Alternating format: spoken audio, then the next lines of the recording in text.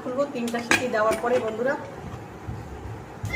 খুব সাধারণ, দেখো বন্ধুরা খুব সুন্দর কালার এসেছে আর দারুণ সুন্দর একদম মাটন কারি, খুব সুন্দর সেদ্ধও হয়েছে, দারুণ সুন্দর।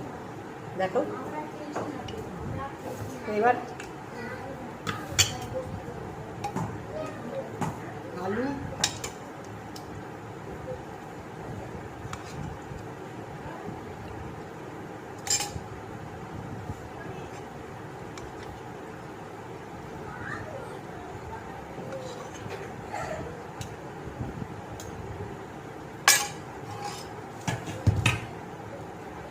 এই দেখো মাটন থালি, মাটন কারির সঙ্গে ভাত আর চাটনি, এটা হলেই যথেষ্ট।